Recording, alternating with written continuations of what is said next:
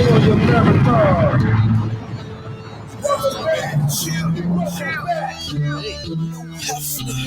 Welcome back. We need that. What up, DMV?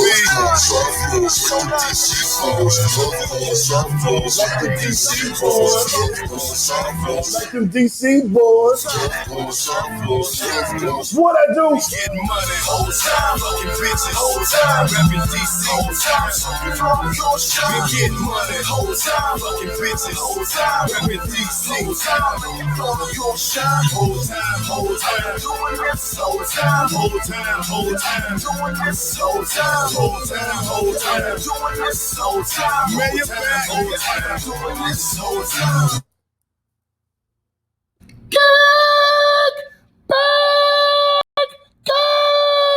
Like a Tribe Called Quest. You say the whole thing. Welcome to a Pod Named Kickback, also known as the... Well, no, I'm fucking up. Mel ain't here. We fucking up. Mel, we miss you. We miss you, man. We fucking up. He ain't here.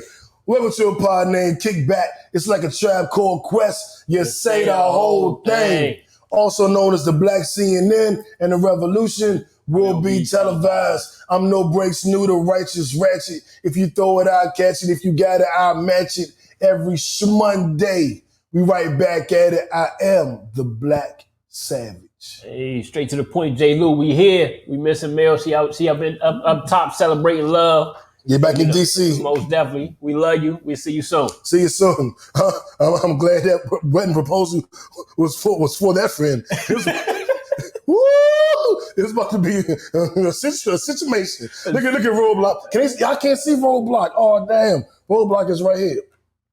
He right here. I said, Nu about to be in this feeling. I said, Mel ain't let you know.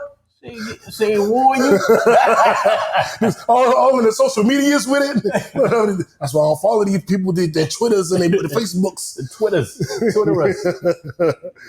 But yeah, Roadblock he didn't see it this week. He just sitting on top of the laptop for y'all that can't see. So let's see. We got a hell of a show for you. We started with Nipsey. Today, it's Monday, which means you record Sunday, you hear it Monday, unless you're watching us live on Facebook. Shout out to everybody on Facebook that tunes in every week. I think our biggest video ever is a Facebook clip that had like 100,000 views of the girl using a Love Lance, vibrating panties. We'll talk about that later. Wow. But so thank you, Facebook. Y'all was different. I mean, the show was going through some different iterations, man. You know what I'm saying? But I definitely want to thank y'all for tuning in. And it's Nip Day. I posted the playlist I made for Nipsey when he first passed. It was 34 songs because he was 34 years old at the time. No, 33, right? He was 33 at the time. Same age as Jesus and I think Bob Marley or somebody. But anyway, put that out. And I put that on Facebook today if anybody wants to listen to it. But those are some of my favorite Nipsey songs. Some that I knew you would know, some I knew you wouldn't know. You know what I'm saying? But I know how I feel about Nip. I love the King. We changed the name of our Grind and Shine Award to the Nipsey Hussle Award for Excellence and Achievement. So whenever we do this podcast, you're going to hear Nipsey Hussle's name because we have a category named after him. Like I said before, I spoke at his the service they had for him at the Retrain Center here in Atlanta. I was honored to get on stage and tell my Nipsey story, which is really via internet. We never met face to face, but we had conversations on the internet. And he was one of my favorite rappers, still is. And it's a fucking tragedy, a shame. You know, heart goes out to his family, kids, still, homies. But Nip meant the world to me, and I'm going to make sure I show that whenever it's Nip Day. J Lew, you weren't here last year. We found out live on the air 2 years ago that he died. We were doing a show, and one of the kickbackers on Facebook messaged us and said, they're saying Nipsey got shot. And when I said, this is what we're going to do. Because if it's bad, y'all know I'm gonna go through some shit. Yeah. We're gonna hope everything is fine. We'll get more information tonight or tomorrow, and next week we'll address it. I'm not gonna jump the gun right now. And then of course, about an hour after the episode ended, we found out it was true and he did pass. Where were you when you got the news of Nip's passing, and how did Nip's passing affect you? Were you big into Nip prior?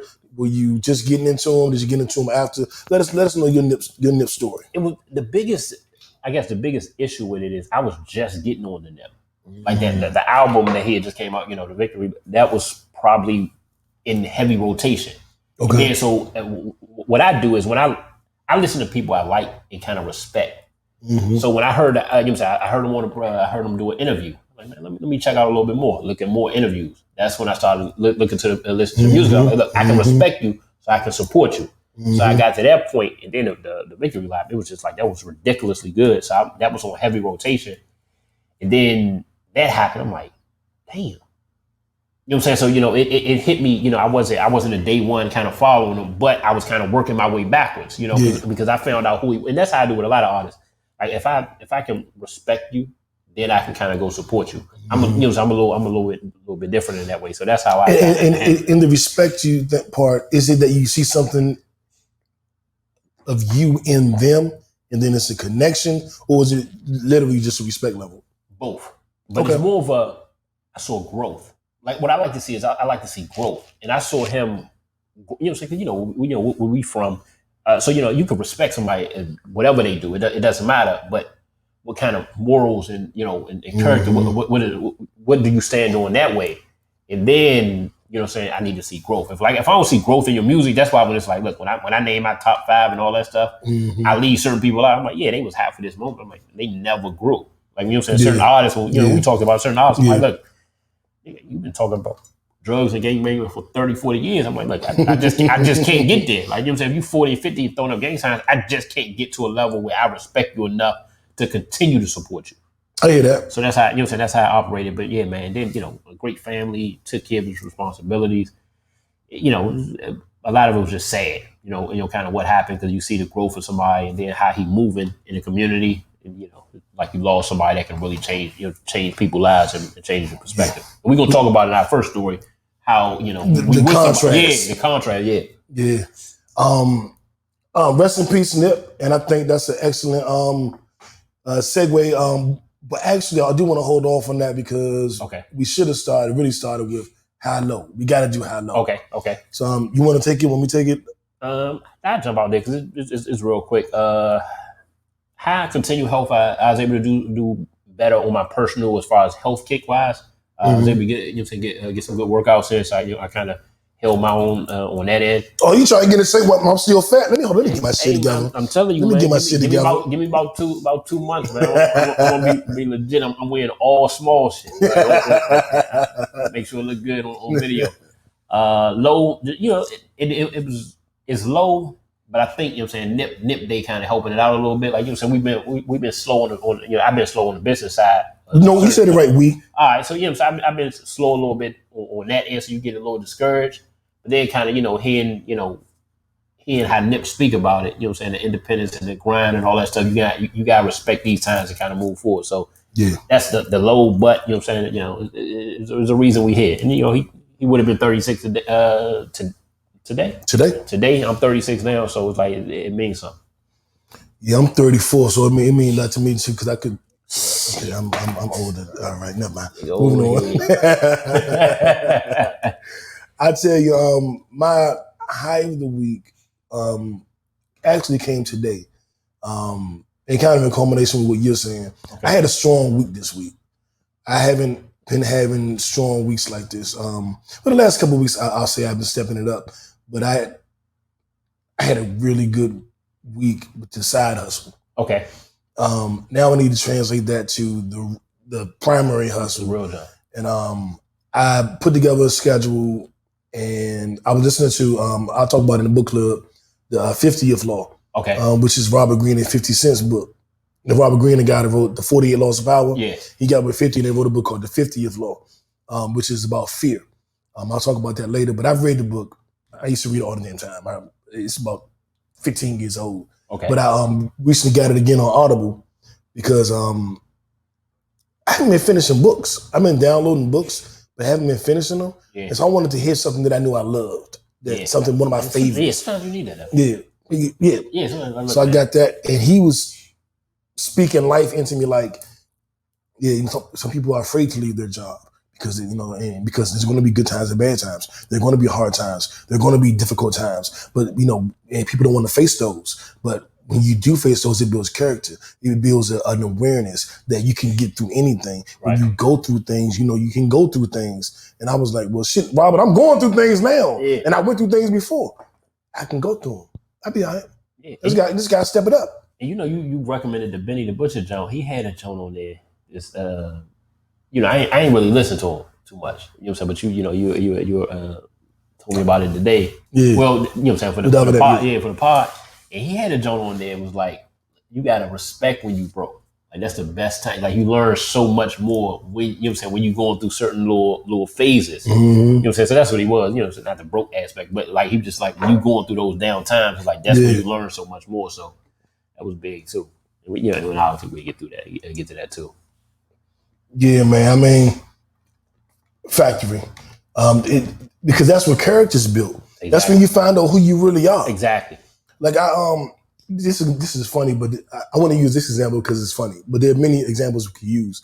But I had a dream where like a bunch of niggas was trying to jump me, and I just started swinging. I woke up like this, and I didn't run in my dream. Yeah. I ain't back down in my dream. I just started bet. And I just started swinging, and I woke up like, yeah, nigga, yeah, nigga. That's what it is. You know what I'm saying? And it's in those situations where like, it's some nightmares. So it ain't regular humans. It's monsters and shit. Yeah. And it's just, but in real life situations, you see that as well. Like side note, I notice when I'm around, especially women, but around some of my less aggressive friends, if it's a situation, I become the aggressor. Yeah. I become the protector. You know what I'm saying? I'm like, my man, he not trying to fight. Yeah. This is me. This is my role now. Yeah. You know what I'm saying? And I notice how certain situations that may intimidate me if I was by myself. But if I'm there with someone that I feel like I need to protect, I'm no longer intimidated. I go into protection. That's the same thing with me. With my people, I'm the nice one in my group. Okay. You know what I'm saying? So like, you know what I'm saying, for the people back, you know what I'm saying, back in the district. So it's like, if something's going on, they're gonna be the one that kind of pop. I'm gonna try to calm it down. But if it's a situation where I'm amped, everybody amped. Because they like, look, he not gonna get there. Mm-hmm. But then there's other situations, the college guys, you know what I'm saying, I'm real cool with. I'm like, yeah, all right. I'll handle it a little bit different in this case because now y'all trying to take advantage of somebody. So, so I understand exactly where you're coming from. Bet. And I knew you would. But we got a hell of a show for y'all. Yeah. I'll say my low of the week was I didn't wake up at 6 a.m. every day this week. Fuck, I'm gonna keep it 100. I ain't wake up at 6 a.m. no day this week.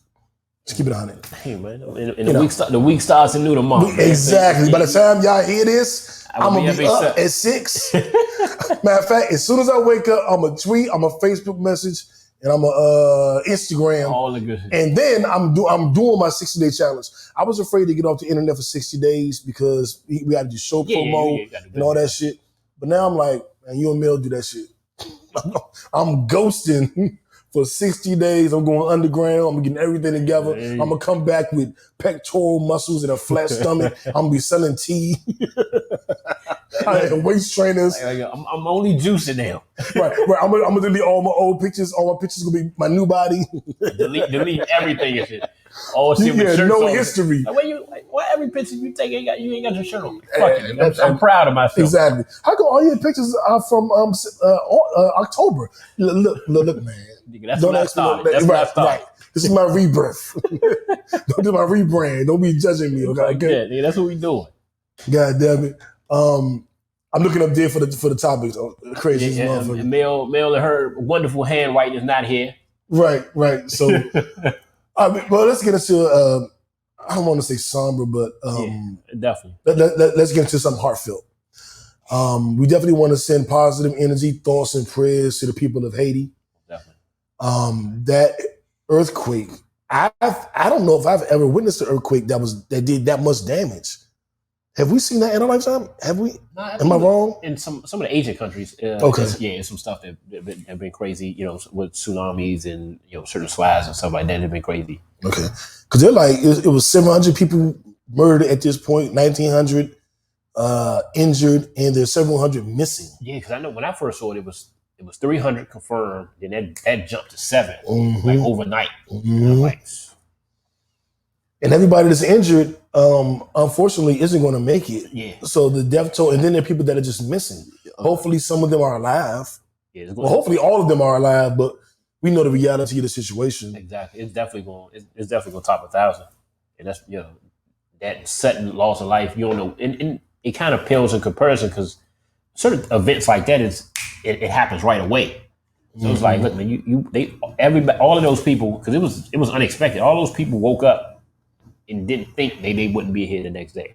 You know what I'm saying? You know, that's why you pray for them. You pray for the families that's kind of going through that sudden shock of grief, and hopefully they can kind of get through there. Hopefully, the country and the United States, who helps with substantial other countries, send support and aid to whatever we need to do to get over there to kind of help as many people as we possibly can. Absolutely, because this is, I mean, shit real. Definitely. You know what I'm saying? Just prayers and positive energy to Haiti, man. That's really, I don't know what else to say. I do, I know a few of my Haitian brothers out there, and I don't know if they have family over there. Yeah. I don't know what's going on, but I'm very, my heart goes out to everybody. Yeah. And at that point, you're scared to ask. You're like, look, I don't even want to, Right. Sometimes you be nervous to ask. Like, look, I don't want to ask you. And then, yeah, I did lose somebody. It's a little tough. Yeah. Because we've only had like minor earthquakes in DC. Like, one, I was at KYS. It was scary because we were in that big ass KYS building, and that building was swaying. And we was like, yo. And then everybody tried to get on the elevator. I'm like, no, dummies. It's an earthquake. Stairs. Yeah. And I feel like I damn near saved like the whole DMV, huh? I say y'all. I say the whole WKYS family because niggas was running for the elevator. I'm like, do you see what the building's doing? Like, you ever been like... It's hard to do the test. Every right, test. Right. None of the emergency Jones said to go to get to the elevator. None of them. You ever been 30, 40 stories up and feel a building doing this? You just like slim. And it's an old glass building, the gold building off of, not 210. What the fuck what's KYS off of? The 50? Yeah, off 50, yeah. And then that Jones, I'm like, slim. And we outside, people saying right in front of the building. I'm like, dog, if it falls, you're right in front of it. We backed we was about a mile back, just waiting for the shit to end. I'm like, Slim, it's not okay to go in. Like, I'm done for the day. Yeah. That's about it. I'll be back tomorrow. I was like, I'm sorry I came up here and played y'all my single and it caused an earthquake. I'm sorry. My shit fired or my shit hard. That's what it was. It was my single. It was the whole time. And I'm sticking to it. I'm sticking to it, damn it. Something that my eyes have been sticking to over the last 24 hours. I was late to the party, but the Taliban has taken over Afghanistan. They were like, they took over this part, all of the different cities within the country. And then they were like, they took over the capital. What caught my attention was when Joe Biden was like, we're going to send over 800 troops. And he was like, no, we're sending over 5,000. And then today he was like, no, it's going to be 6,000 to get the Americans out of the embassy. Yeah. And I was like, the Taliban, and I asked this question on Facebook, what happens when the Taliban takes over Afghanistan? And everybody was like, we don't know, but it's happening. Yeah. And I'm like, yeah. I will tell you this, that was a wasted amount of resources. You know how much money we spent training them and getting everything right so this wouldn't happen, and it happened this quick? Like, some of y'all really summed it. And that's what goes to show you, like, you could train all you want, but it's about the character of the people you training. Like, if they not invested, they just gonna because what it is it's not even hard for them to take over right now.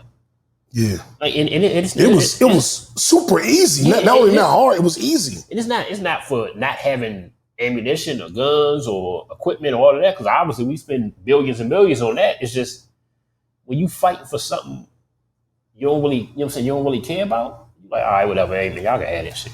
And that's what it's that's what it sounded like. That's what they were reporting. You 100% right. Yeah. That the government, the government's army, for lack of a better word, was kind of like, man, I'm not down for this shit. Yeah, you got to make them feel vested. Like the other side is vested. Like, you know what I'm saying? Like, and obviously it can be skewed.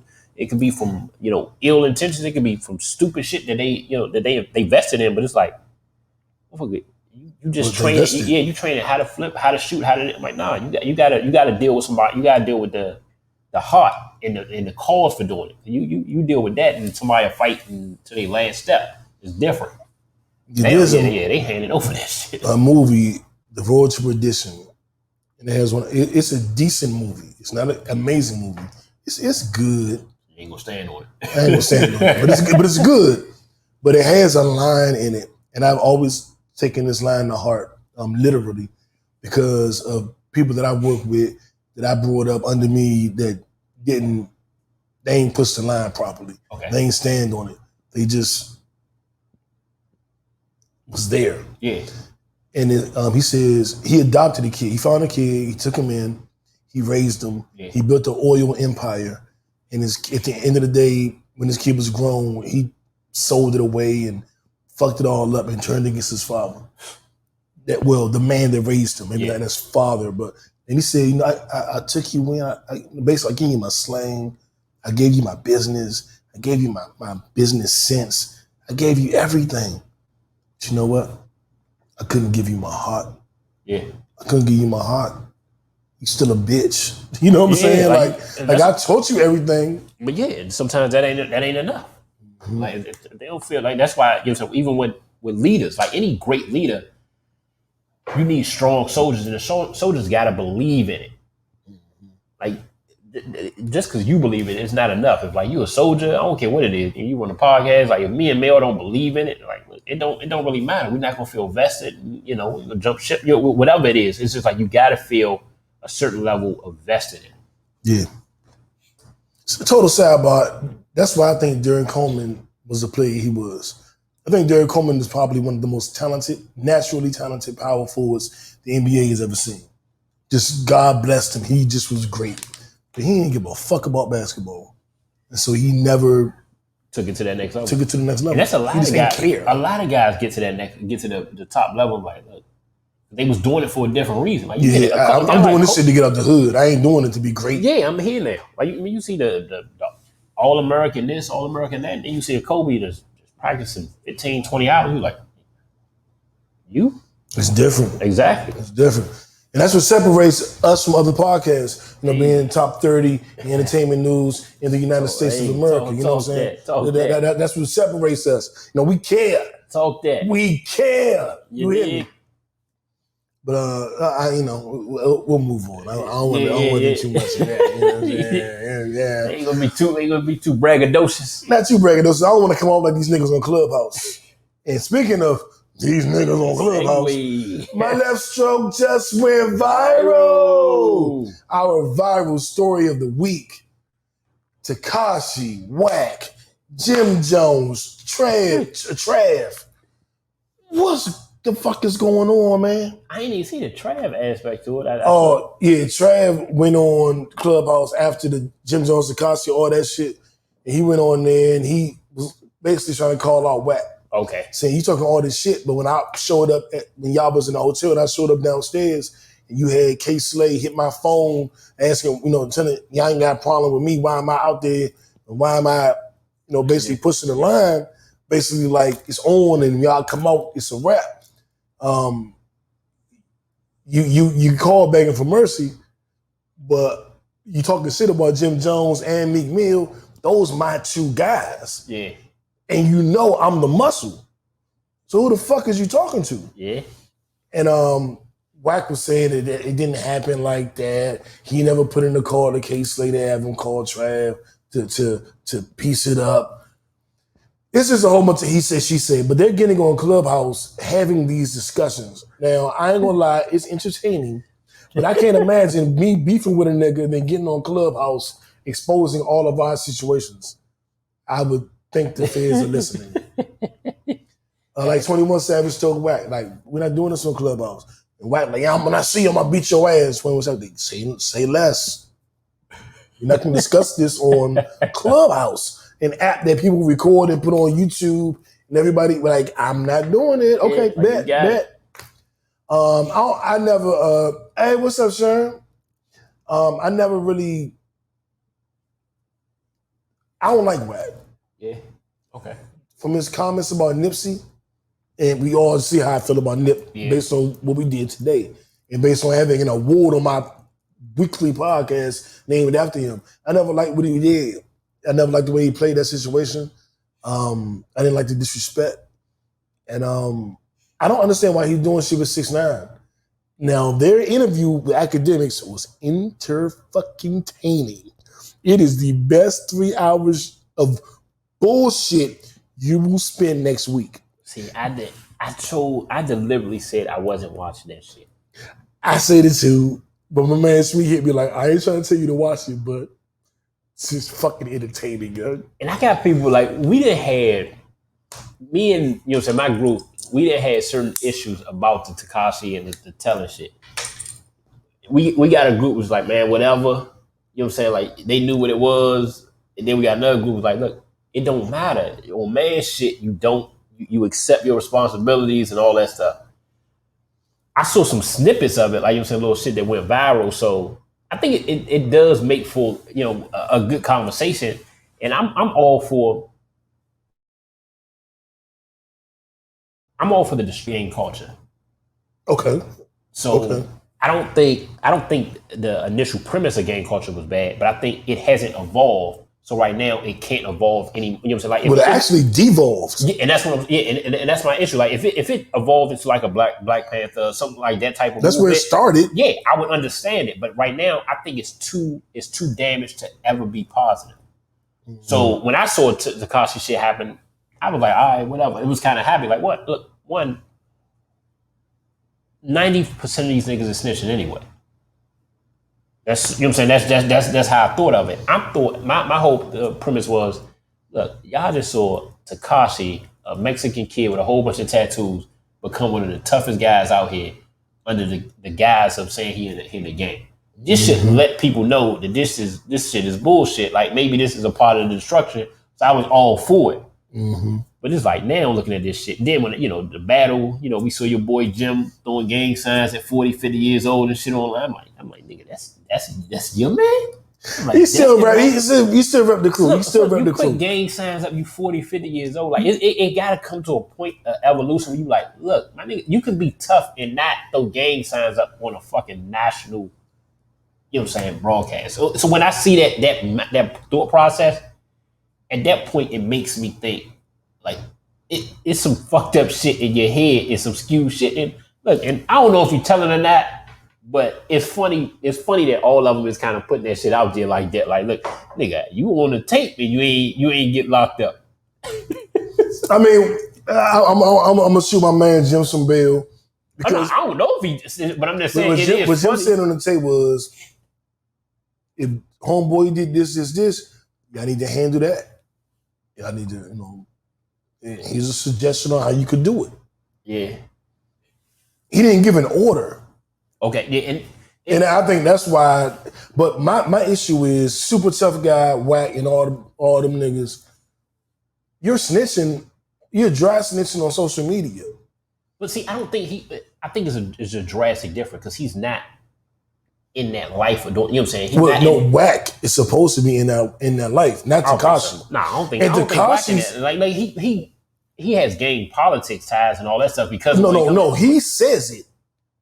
I'm in this life. I'm the real street nigga. Okay. I'm not Jim Jones. I'm not Tekashi. I'm the real one. Yeah, but okay. So if you're the real one, how you getting on the internet? Basically calling for niggas to be arrested. And for the record, I ain't no street nigga. I'm 45 years old. I sell insurance. You know what I'm saying? I'm just speaking on what I'm speaking on. Yeah. You know what I'm saying? And I'm not going online going, Tito sitting on himself. He gave an order for a murder and he didn't get arrested. What's going on? That sounds like you asking people to look into it. Hey, look at the video. Look at the video. Why are you trying to bring attention to this video? Do you want the fans to examine this further? Do you want this man off the streets? Devil advocate. I thought he was responding to something Jim said. Was he not? Or Well, Tekashi said Jim was a rat. Okay. Wack was like, I'm not sure about that. Okay. Tekashi said, I got the video right now. I can show you. Wack said, I don't want to see that right now. Okay. And then a couple of days later, they was like, yeah, what's up with that Jim shit? You sound like you was saying Jim was a rat.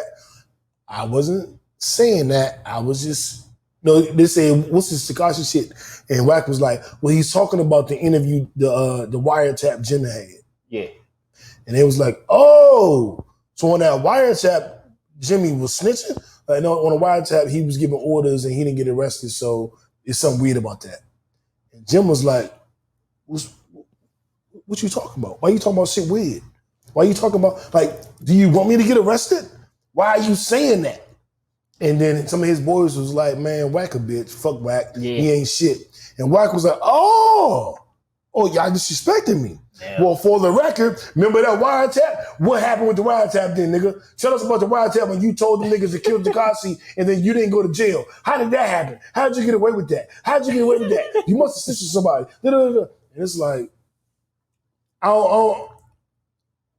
the only time from how I was brought up, and I'm saying niggas, I'm pretty sure how you was brought up, I don't understand snitching at all. But if me and you commit a crime, right, and you snitch on me, and I'm like, no, that was him.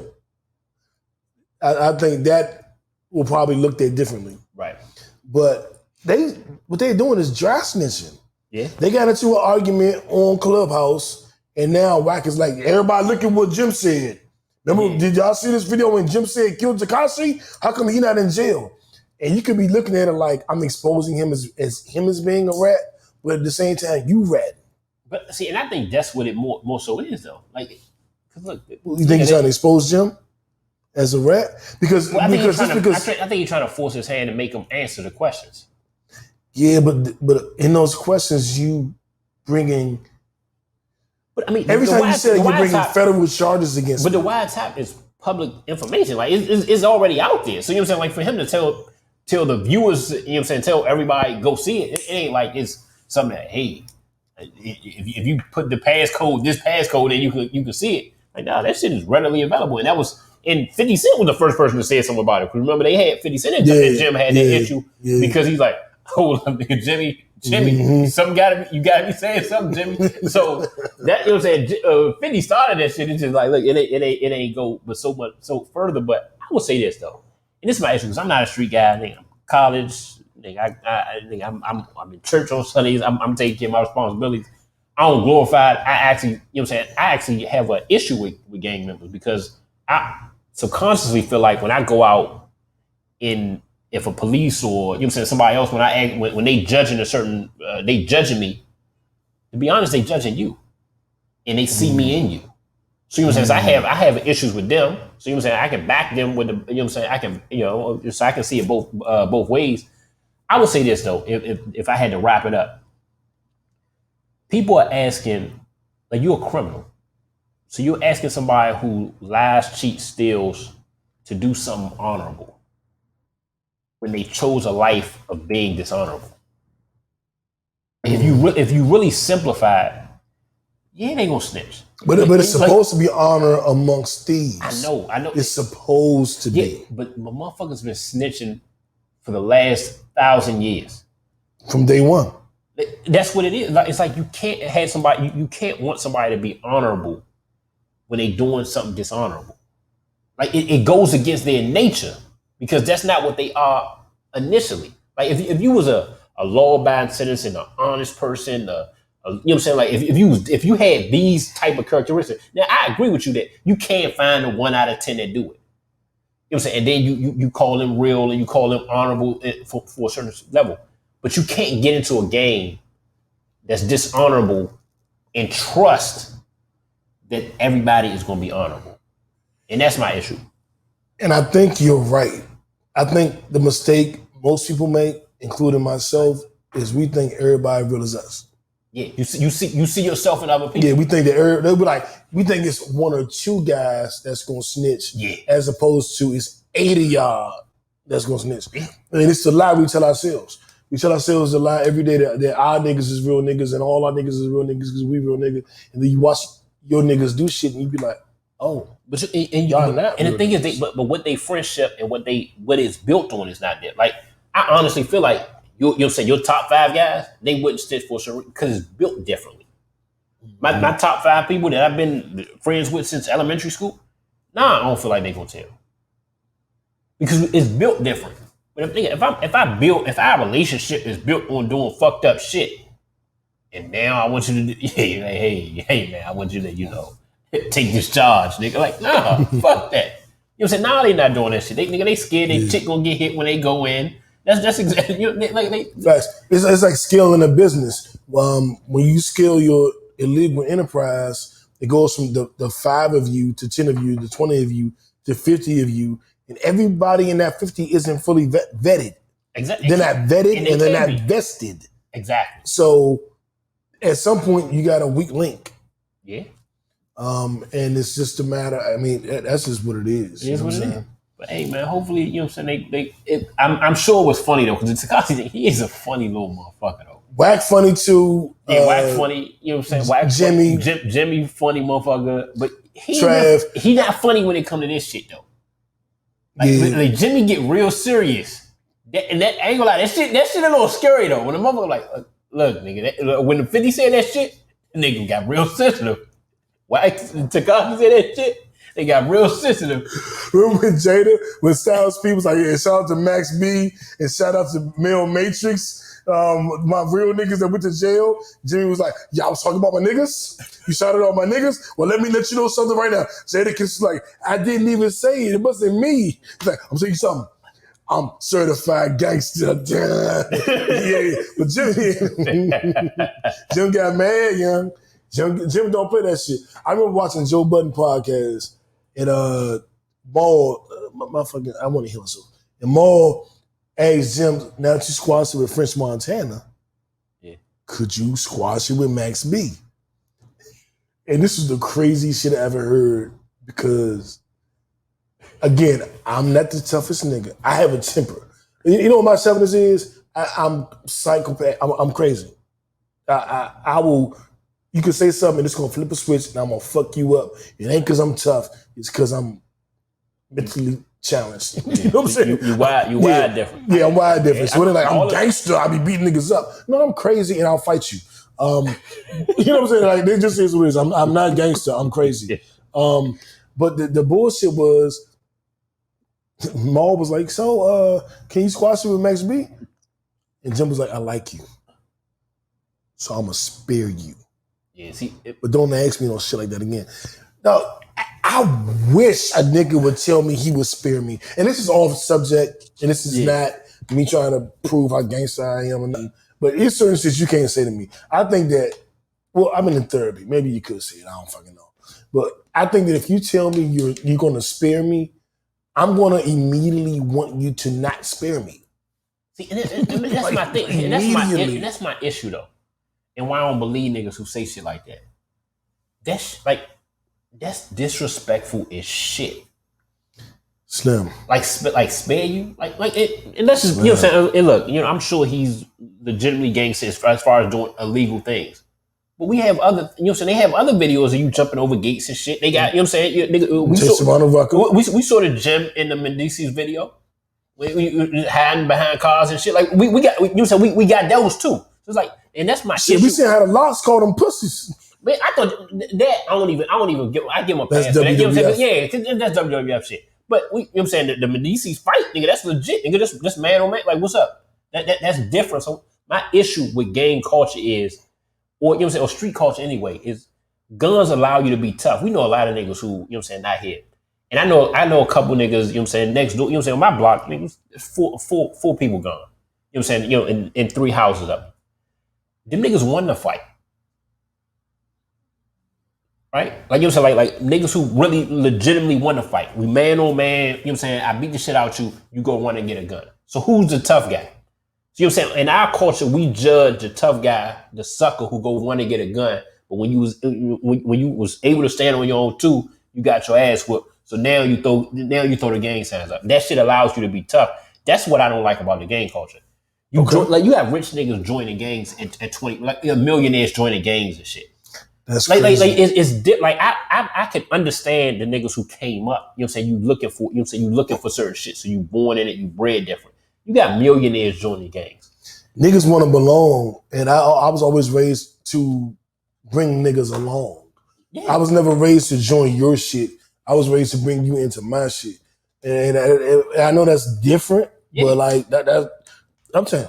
Yeah, and if I'm being completely transparent, since you know what I'm saying, now some people don't want you to skew this, I feel the same way about fraternities in a way. I went to college, I graduated. Me too. You know what I'm saying? Like it's certain it's some things in me that look, man, I'm not about to go through no hazing process for niggas I just met. Like when I know niggas from third grade who, you know what I'm saying, who rock with me, who hey Lil Willis, you know what I'm saying, he good. You know what I'm saying? I got those, so I can't let you do it. Like ain't no way, nigga, you can do it. I went to Howard, and all the dudes that I knew, we all came to college together. We was young. They was all pleasant. I'm not pleasant. I made my own shit up. And that weekend, we went and saw Maya Angelou of Howard. Yeah. And she did the poem "Phenomenal Woman." And all the women were like, "Oh my God, this is amazing." Classic. I left that job. I was a rapper, of course, and I made a poem called "Phenomenal Niggas" for the men. So you bite you. I just put my own twist on it. And then I made a fraternity.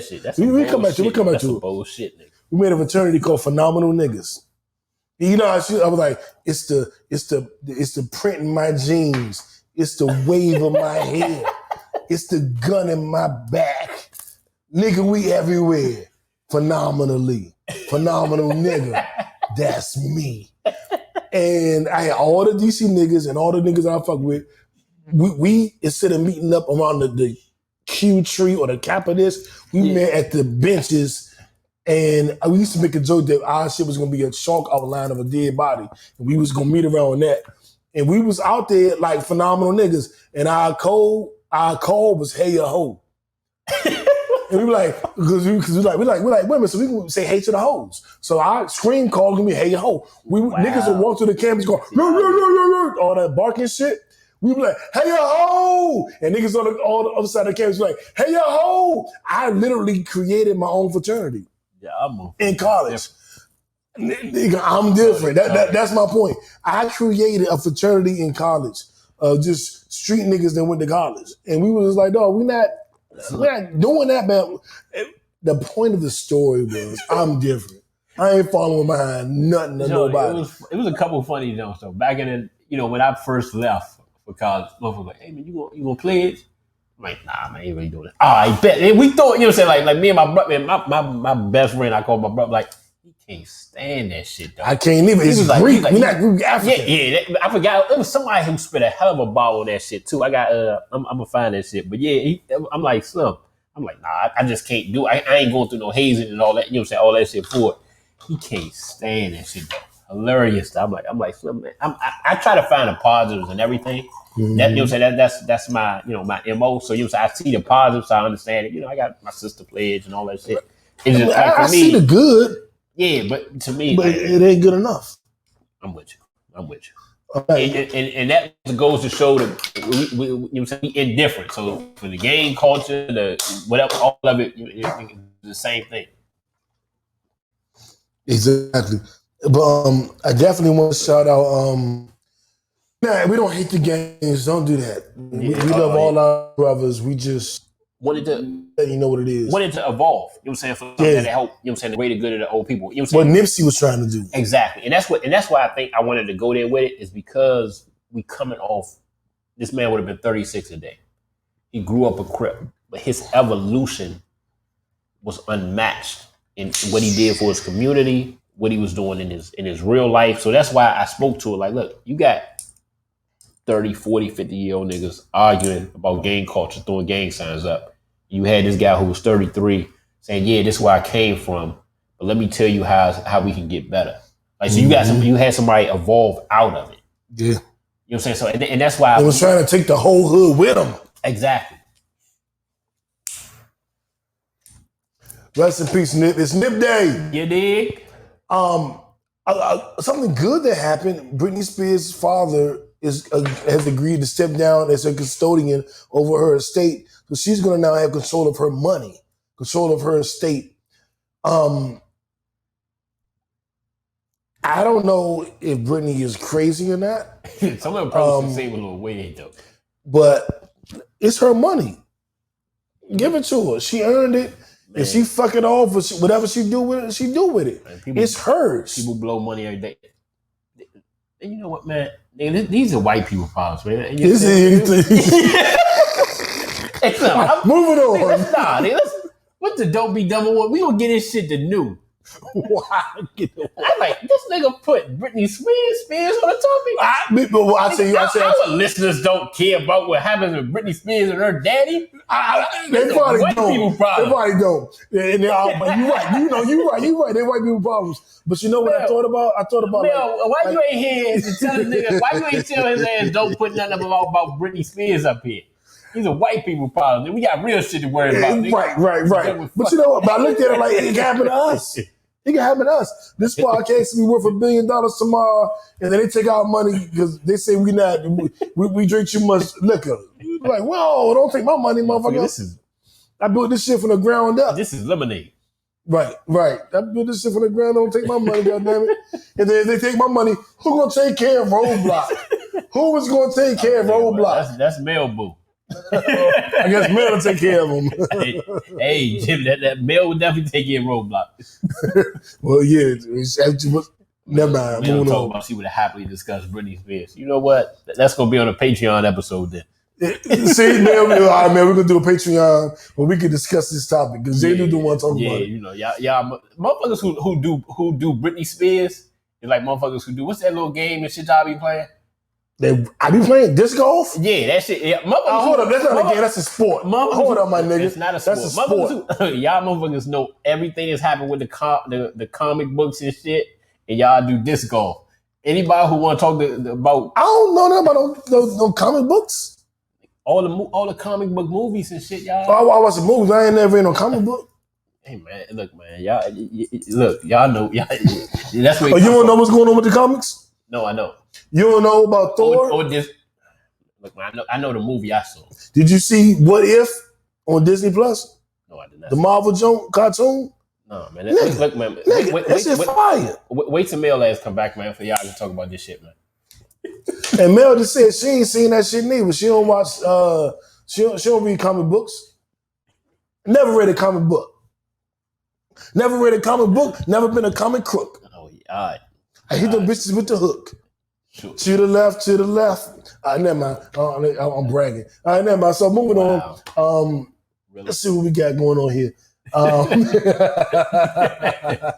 We can't do this or that. Wow. And Mel said, "Cut J Lew might go off." All the love I showed Mel ass on the top end of the episode. Okay, what the fuck story of the week? And Mel, this gonna interest you. Apple is allegedly in theory this is great. They're allegedly looking for anyone who has child pornography on their phone. So they're going to scan everybody's iCloud to see what's on there to make sure there's no child pornography. Ain't no child pornography on my phone, Apple. Why are you looking through my naked pictures of me fucking male friends? Why are you looking through my videos, Apple? I don't like that. They're not looking for child pornography on my phone. You know what I'm saying? I like it on Young, but Young is like 25. Young ain't, you know what I'm saying? Like, you gotta relax. Sure. Apple. But at the same time, I know Apple been looking at my shit anyway. That's where I'm at with. I'm like, look, at this point, as much as I'm on my phone, I figure this shit, they already looking at this shit anyway, so I just kind of like, look, it is what it is. I just kind of build that shit in. Look at Mel. You gotta stop fucking my friends. Mel, this nigga, I thought I was gonna have to motherfucking send this nigga to counseling. He thought it was another friend that was getting married though, Mel. Hey, hold on. But actually, you're right. I was like, and she just keep posting this shit so I can see it. Hey, Slim, she already had a baby. Like, don't make me young. Everybody gotta relax. The fuck is going on? Okay. I can't wait to see Mel response to that. This nigga drunk. He drunk all the brown fucking with Mel. It's no brown in here. We got to drink white because this nigga thought it was a different friend that was getting married, Bill. You fucked up. You should have told this nigga. Hey, yeah. Oh, shit. I can't wait to see her response. But what else were we talking about? So Apple, I mean, I think they're already in our shit anyway. Yeah, I'm with you. I think they kind of see that shit anyway, so.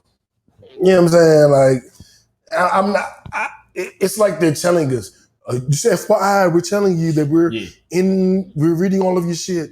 We know it, nigga. Like, we know you're looking at our pictures. We got a reason we can tell them now. They can legitimately, you know, kind of be. They can legitimize it. Yeah, exactly. That's all they did was legitimize it. That's all they be trying to do. They've been spying in there. I don't even know what that face is. I don't know what that shit is. That's a different. I can't tell if it's the rolling of the eyes or if it's the, oh, God. I'm not even entertaining this shit. Don't. You would have had to hold this nigga. Well, wait a minute. You gotta relax. Hey. You gotta relax. Depressing. Man, this shit was depressing. I wasn't depressed. We had to give you drinking shit to make. We all the brown. Why you drink all the brown? Why you drink all the brown? It's summertime. I want some white. Yeah. The drink is called a New Hefner. This drink is named after me. All the brown gone now. It's too hot outside. It's like 100 degrees. You don't need no brown. Yeah, you drunk it all. Don't need no brown and don't need no brown. We needed a half. It was 90 degrees. But what else? What else we got going on? I Don't Be Dumb Award. Britney Renner. This is a tough one. We die like an email here for this shit though. So Mel, type your Britney Renner. What you think about that in here? What's your take on it? I remember Britney Renner was a fat girl, and then she went on a weight loss journey. Well, not fat. Let me not do that. She was bigger. Okay. She went on a weight loss journey, and she got famous for her weight loss journey. And then she became fine. Yeah. And she had like the little white boyfriend, and she was the cheerleader girlfriend, and then she became an IG model.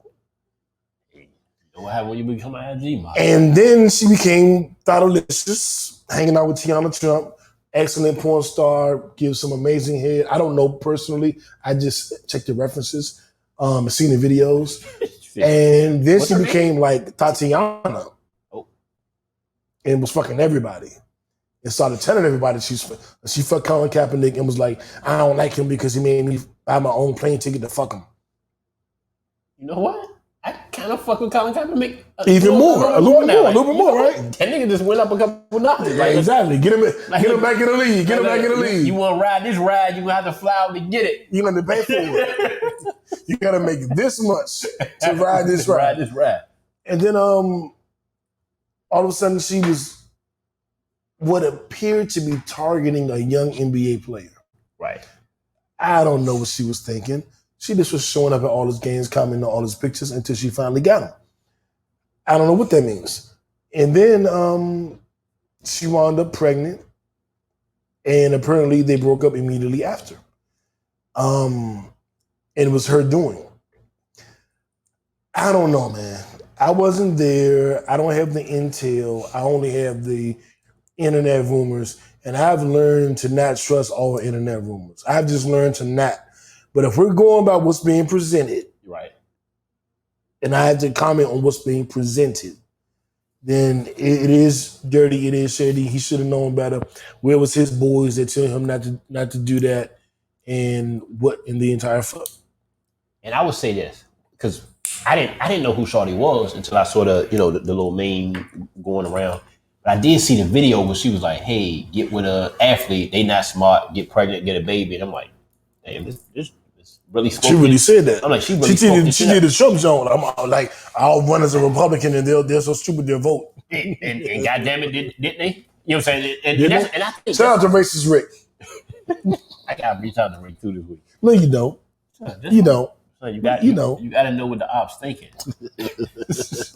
I think put me on that call. Another topic, nigga. You saw this is like one of the first years they not having enough babies and shit to kind of match up with the death. So you said they going fucking nuts right now. Yeah. But with the Britney situation, when I saw that video, there's a couple different things. One, nigga, she said what the fuck she said. She said what she said. You know what I'm saying? It's like from from his perspective, but I'm like, he is a young dude. Like he was in college. Like she started recruiting this nigga while he was in college. So she knew like, look, these older niggas is not gonna fall for the hole in the condom trick. I'm gonna have to get one of these young niggas who really impressionable. They really attractive. You know what I'm saying? Like, so you feel bad in that realm, but you like, look, man, you gotta have some boys. You gotta have a father. You gotta have somebody to say, hey, son, like, chill the fuck out. Mm-hmm. You know what she going for. This is what she said, and it was done publicly. So you got that issue, and then a certain point, like some of the shit he putting online now, like, look, I just want to see my son. Look, you got money. Use the money to get lawyers. Like now, these days, you know what I'm saying, the right lawyer can help you to kind of, you know, get through the situation. But, you know, you feel bad for him, and, you know, like, but it's like, look, man, she got you when you was young. Yeah, you've got, now get a lawyer to minimize the fucking, the damage. Yeah. They was talking about like a couple hundred racks a month. She's like, yeah, let me go and get up out of here now. I got my money. Now she just niggas just about to be hitting her now though. Yeah, well niggas been hitting her. Yeah, but now they like, look, man, you already got your money. You ain't got to fuck with me. She was supposed to come on the podcast about 7 years ago. Me and her used to chit chat. She was moving to Atlanta. Mm-hmm. I was going to. I was going to win though. She wasn't giving. Well, I ain't got no money, so she couldn't have got me for shit. Yeah, you can go wrong. I would have bust off. Since she got more money than me, I just would have. I would have been taking her to court. Like 7 years ago, like I'm gonna find them old DMs. I'm gonna show them to you. We used to rap all the time. She wasn't never saying she wanted to fuck me, but she was interested in doing the show. Okay. So we was talking along those lines. Oh, she was definitely building up her network. Yeah, she knew what the fuck she was doing. Mm-hmm. Hey man, some of the chicks, like whatever.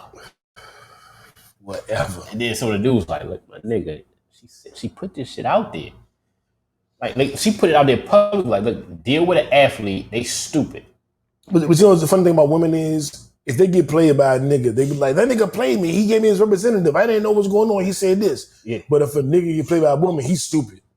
And it's like.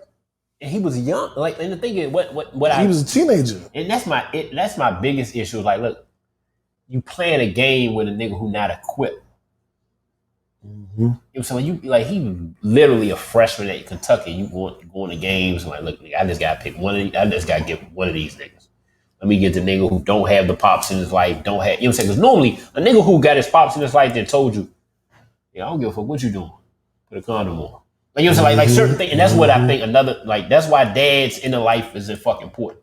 You know what I'm saying? For both parties. You know what I'm saying? The daughter, you know how to finagle, you know what I'm saying? You know how to point out a fuck nigga and you're like, hey, look, baby girl, he's some shit. This is why, this is what, if you're going to go this route, this is what you use it for, nothing more, nothing less. Yeah. With a father, like, look, son, you know what? I know you can be dumb. You know what I'm saying? Because I know how the dick works. I know you can be dumb. You just stop talking to her. Like, you know what I'm saying? Woman, you can talk, you know what I'm saying? If you give them the game before they even meet the bitch. Yeah, but Slim, but your dick have a different mind though. It do. That's why you just gotta respect the nigga in your life so much that you just stop talking to him. Like if I, you know what I'm saying? If I'm fucking up and I'm talking to you, you be like, hey, J Lew, don't fuck with this junk. I'm like, what? He was like, nothing. See that? All right, cool. Because I fuck with you. I respect you. You know what I'm saying? I hate your judgment, so I'm gonna go with it. With a woman, you can say, hey, look, you just got to know what this is for because you can decipher the decision. Us niggas, we ain't that fucking bright.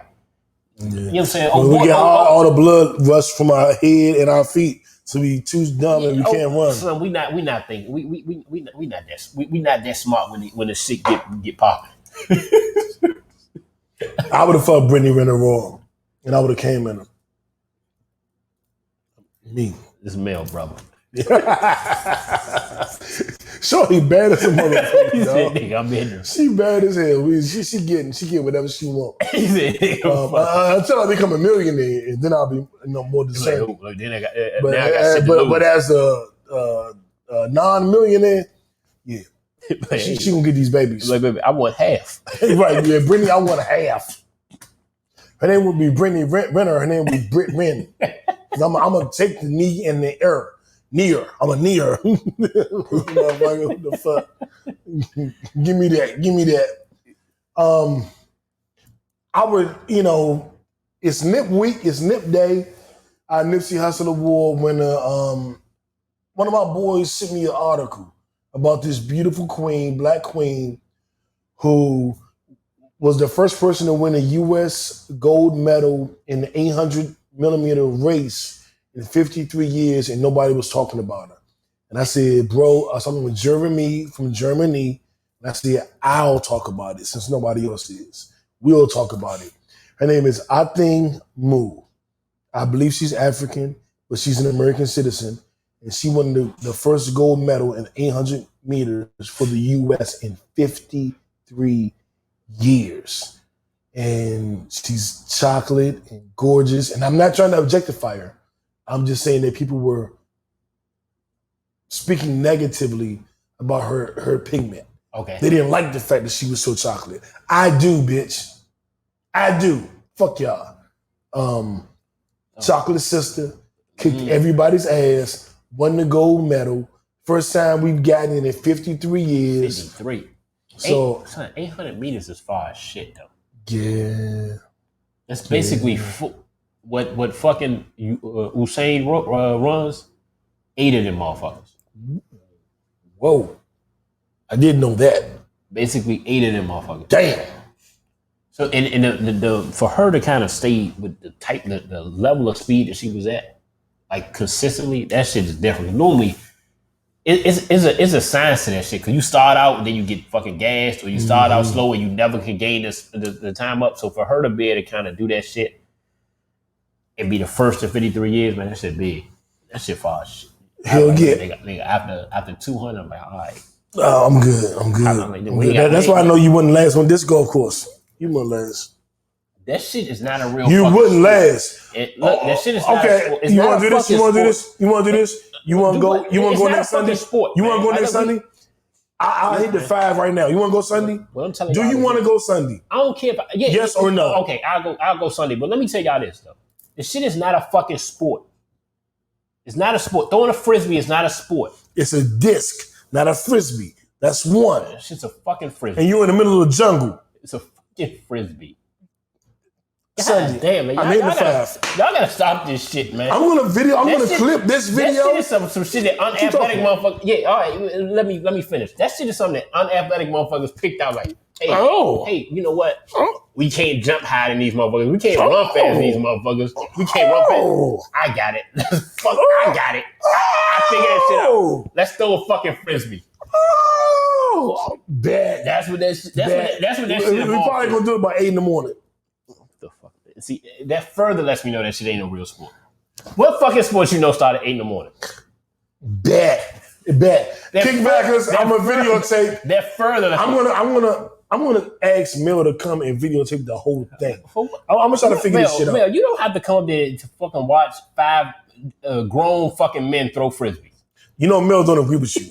You know what? I'm telling JB, F, and Jeremy from Germany, this shit you talking. Yeah. We going next Sunday. Because JB's birthday Friday. Y'all be aiming at frisbee and shit?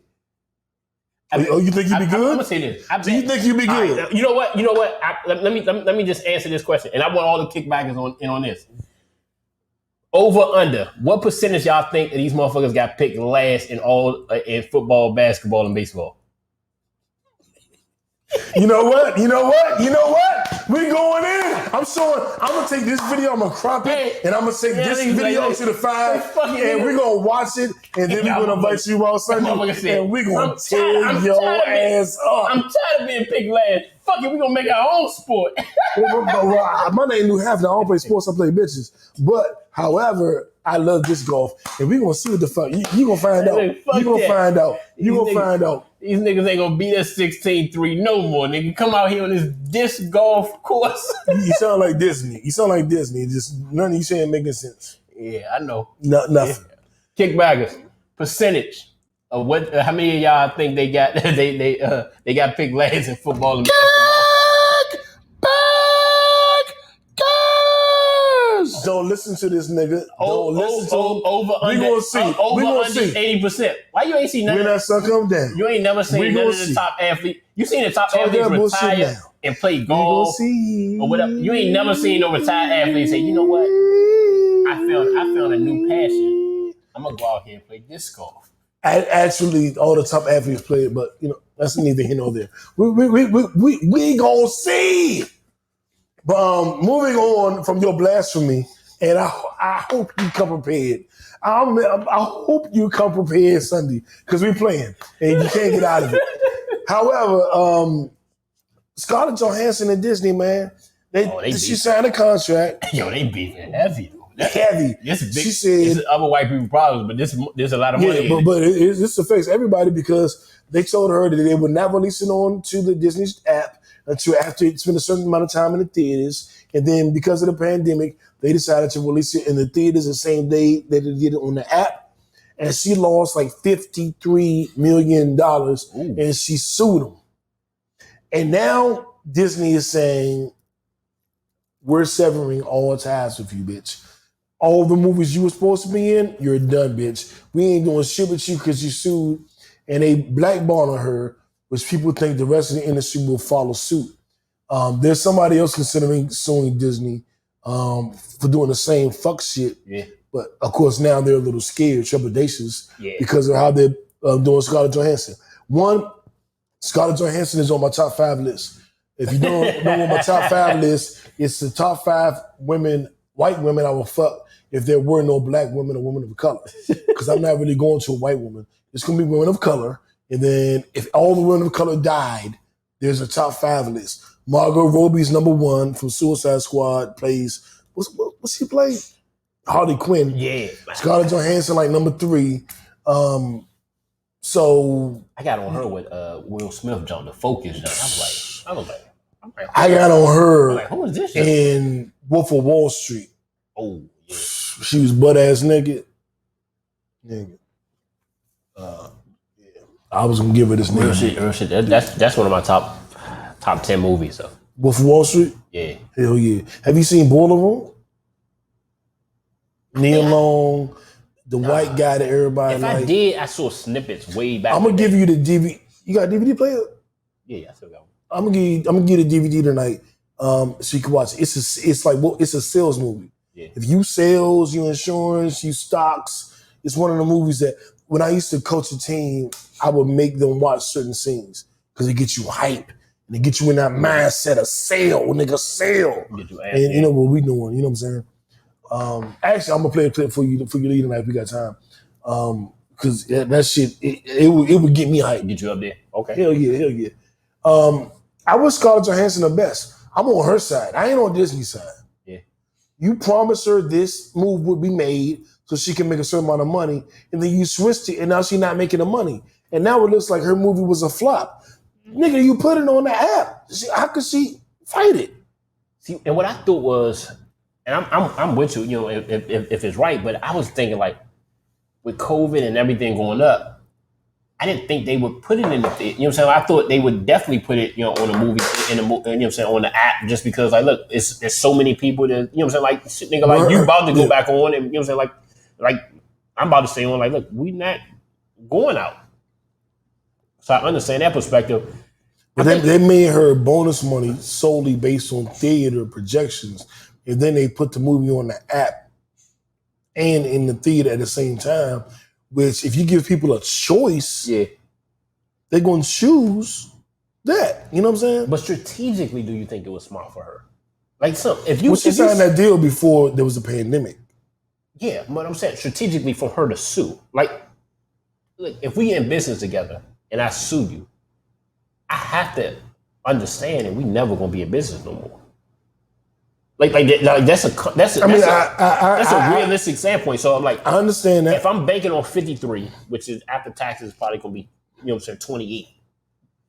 Do I do that, or do I say, let me suck it up, try to work on the backside and negotiate high contracts on the next 3, 4, 5 fucking movies that I'm in? But you can't trust those negotiations because they already fucked you over. You can't trust it. If you fuck me over, I'm not going to do another deal with you thinking you're going to do right. No, but the thing is, but you can understand why they would do that. I can understand why you would do it if you told me about it and then you did it. I can understand if you told me you wouldn't do it and then you did it anyway. What I would say, I take you by your word. If you break your word to me, I don't understand shit. See, I think in this case, from a strategic standpoint, if she files suit, she has to be okay with never doing a fucking movie. I agree. But you can't never work with anybody that they're connected with. Ever I agree. You can't fuck me over, period. But that shit goes with it.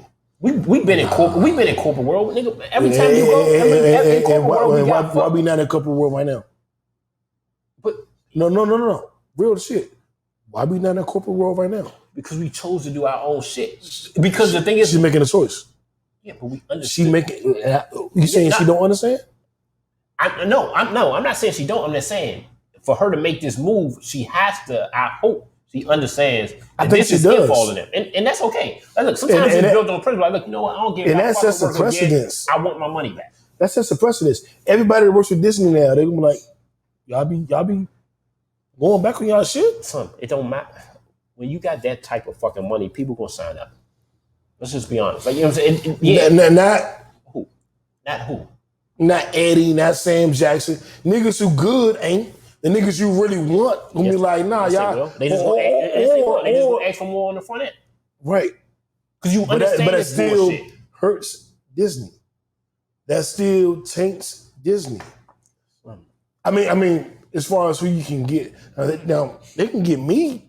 They can get you. But you think they're going to get Eddie Murphy? They don't want Eddie. Yes, they can get whoever they want. But they're going to have to meet them on their... It's like... They can get whoever they're going to have to meet them on their terms. It's like... And the thing you don't just... With them, the movie... Hold on. Yeah, fuck Disney and get whoever they want. Fuck them. Who the fuck is them? I don't disagree with that. Like, fuck them niggas. No, you do people right or fuck you. I agree with that. But I'm telling you from a business standpoint. She ain't a peewee. She's still Scarlett Johansson. She's not a fucking Disney. Like Disney has their own. But nobody is ever like Harriet Tubman wasn't the Johnson Plantation either. No, don't be comparing Scarlett to fucking Harriet. This is what sisters be talking about, man. With these niggas, man. Sisters, I'm here for y'all. I'm not comparing y'all to these white chicks who fucking in a movie and shit, and he picked one of the top black women of this fuck ever. Yeah, what I'm trying to say, these niggas, man. I'm sorry, lady, because I ain't gonna lie, I argue a lot of shit. You know what I'm saying? I argue a lot of shit with y'all. You know what I'm saying about what I don't feel like y'all do for the brothers, and then this nigga is comparing Scarlett and Harriet. I'm trying to make a bigger point. I apologize. I'm trying to make a bigger point. Is that somebody has to stand up against the machine and stop being pussy, man. I would say he's growing very fond of that woman. Hey, as we all have. As we all have. You know what I'm saying? It's like Birdman. Fuck that, nigga. I don't give whatever movie she in, I'm supporting it. Exactly. I got a porno she could do. Well, let me not say that because they might cancel us. So I'm going to go to Netflix and chill before I get canceled. Suicide Squad, my favorite white girl, I forgot her name. Margot Robbie. I haven't seen it yet. Maybe I'll watch it tonight. I'm watching. It's 2 hours, dog. You know how we working.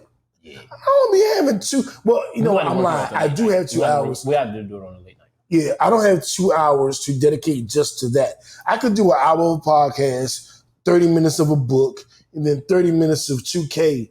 But having 2 hours just for a movie is hard for me. Does that make sense to you? Because I was telling Shorty, and she was like, "Oh, you got 2 hours, 2 hours." I'm like, nah.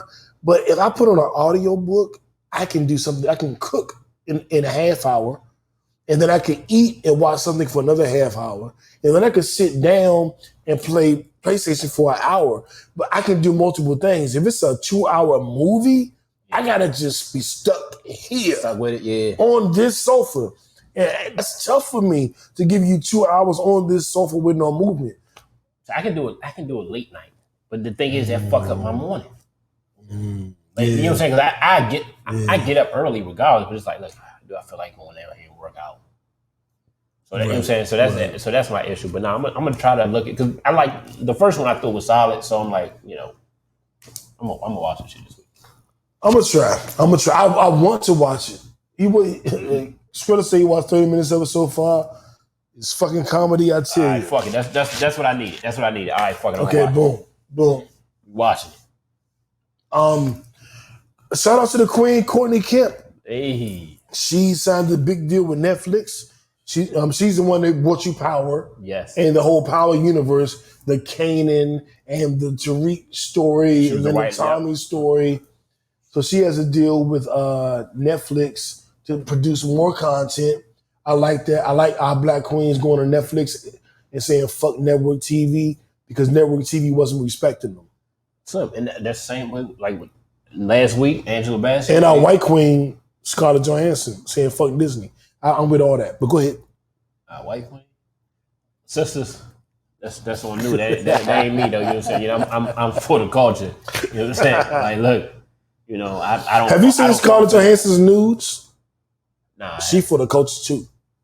So you know. Nah, I do respect that. Angela Bassett last week getting her paper. Yeah, the highest paid Black woman of color. Yeah, and then Courtney Kemp, you know what I'm saying, a excellent writer. Excellent. The Power show is that shit is legitimately made 50 Cent so much money just by picking the right sister to work with. So that, you know what I'm saying, that kind of goes a long way too, man. You pick the right sister in your life, you can go a lot further in life. Man, shout out to Autumn. The story I told you. Wow. So you about to get. All right, never mind. Moving on. Wow. Moving on. What If is a Disney cartoon that shows different versions of the Avengers if things went differently. And I'm not going to spoil it for you, but I'm going to give you one teaser. It's a cartoon, of course, but it still follows the Marvel trajectory. And in this What If, it was Captain America was about to get the shot that made him superhuman. Yeah. And somebody from Hydra was there and shot him. And he couldn't get the shot. So the woman, Peggy, he was in love with, the army sergeant, she took the shot. And it's what if a woman became Captain America? This woman instead of Steve Rogers. And they play that out. And I think the What If series is going to be like, what if instead of the spider biting Spider-Man, it bit Iceman? Or, you know what I'm saying? It's a bunch of what ifs. The first episode was great. It was very girl powerish. Okay. I enjoy that because I love my women. I think JB would have hated it because he hates whenever the women get all this. They're catering to the women. You know that shit. You know what? My pops used to do that shit though. Like certain shit, he used to get pissed when it was like a top woman, you know, a character, and she was like just beating the shit out of men. He was like, "Come on, man, what the fuck, man?" He's like, "Look, if she ain't got no super fucking powers, she shouldn't be in it." You know what I'm saying? Like, I was like, right. Man, like it's a movie, but yeah, I'm not gonna watch that shit. But every week they release it every week, so it's a weekly series. I enjoyed the first episode, That's what's up, and I think it's gonna be a lot different. And it's you Marvel. play disc golf though. Obviously, you would enjoy it. Wow! Oh man, I'm videotaping the whole thing. When we go up the mountain, and you gotta go up the mountain, and you tired, and you breathing heavy, going up the mountain. I had a camera right here. I'm taping all that shit. Malice in the Palace. Did you see that? I didn't, but I need to. I saw all the interviews leading up to it, but I haven't. But I was legitimately watching the game when all this shit happened. You was physically there? No, I was physically. Yeah, so you wasn't. So what physically were you? I was physically in my home watching the game. Like a pedestrian. In real time. Like a pedestrian. Yeah, I watched it in real time. Yeah, I watched it in real time too. Yeah. I have a story actually. Playing disc golf. I have a story. I have a game I was playing. Let me tell you what I was playing. Let me tell you the game I was playing. That's a sport too. Wow. So I was at the Embassy Suites Hotel, and this is how far back it go. And for those in DC to know, you know, in the Embassy Suites, you can go down to the bar and they give you unlimited drinks. So you could actually pour your drink in the Embassy Suites Hotel back in that era. I don't know what they do now. Oh, no, ain't no way they so me and the shorty was there. She was, I'll give her credit, she like top 3 head ever. Nigga, this much time has passed. She had the got 1400. Yeah, she's still top 3. She gotta be special. She's special. Like, you hear me? Well, I don't love you, but I love her. I do love her. I love her. You're a great person. But she had the got 3000. And we was there and we was chilling. That's some nigga shit. Like, you know my personality? Nah. Know who I am as a person? Nah, fuck all that. You know my drive? Come on, that's too much. But you gave me great hair. Oh, I fucking love you. I'm telling ladies, stay away from niggas like wow! And now you gonna have me be single forever. I'm already 45. God damn. But she so we was down at the bar eating and drinking and shit. I was like, all right, it's time to go back upstairs. So we poured 4 full cups of brown liquor. So I had 2 full cups, like you could take 1 step and try not to spill, and 2 step, try not to spill, and 3 step, and get on the elevator. So we went upstairs. So you made right. With like we went upstairs for like 2/5. And we got up there, we sat them all down. Actually, we had 3 apiece. I don't know how. I think we did it like this, like just carrying all 3. We got upstairs, sat them down, but the TV was already on. And I was like, oh, shit. Like, you know, the Pacers, beating the fucking Pistons, because the Pistons had Ben Wallace, Rasheed Wallace, Ray Hamilton, all the Wizards. Chauncey, so I called them the Detroit Wizards. So I was a little upset that they was losing. We sit them down. I grab my 1 drink because I drink. I was drinking all night. So I grab my 1 drink and I'm sitting there and I'm like, that's fucked up. Oh, you pushed them. Oh, they're fighting. Oh, they're fighting. Okay, everything cool. These niggas about to rumble. You see that shit? They're about to rumble. You see, look at the TV. They in a crowd. Oh shit, them niggas in a crowd. And we sat there and watched every news clip for like 2 hours to recap what we had just seen. So yeah, like what the fuck? Did we just watch this? The plan was to get the hotel room and get drunk and shit and fuck all night. We watched ESPN for like 2-3 hours trying to catch every recap of the fight because we had never seen niggas go in a crowd. We had never seen niggas fighting fans. It never happened. It was like, I don't want to say must-see TV. I think that diminishes it. But with all due respect, it was must-see TV. We could not turn the TV off the fuck because we was like, Slim, did they really go in a crowd? Was they really fighting fans? Like, so when I was watching, I was like, nigga, this shit is happening. I'm like, this shit, these niggas about to be suspended forever. But then in the back of me, I'm like, beat this shit out. You know what I'm saying? Because my whole issue was like, these is white, entitled motherfucking fans that see y'all niggas is like the circus type shit. Like y'all here to perform for us, now y'all gonna play with us. So I was like, man, we did, like when Jermaine O'Neal missed, like Jermaine O'Neal almost ended killed that dude. Yeah, he almost like slipped. If he didn't slip, that motherfucker probably wouldn't be here. Or that's like that Kermit Washington, Rudy Tomjanovich punch that broke his face. So, like I talk shit like nigga, I'll break your face. I ain't never broke my face. Yeah, Slim. That was. I'm like, oh yeah, these niggas not playing. Then you saw Jackson, J.O. I used to always fuck with J.O. heavy because he was a good guy. But I was like, okay, this nigga a good guy, but he's like, look, he with it. Steven Jackson, you always knew like, hey, this is a little rough motherfucker. Hot test, you always he got a little mental issue. But when J.O. came, I was like, man, all right, nigga, that's what I'm talking about, nigga. Show these niggas his different sides. So, yeah. That shit was crazy. But watching the interviews and shit, all the interviews with them talking about it. You gotta watch the doc. Did you see him on All the Smoke? Yeah. I saw him on All the Smoke. And Shannon. I saw Blue Von Artest? Yeah. You gotta watch it, man. I'm Did you see Jack on Breakfast Club?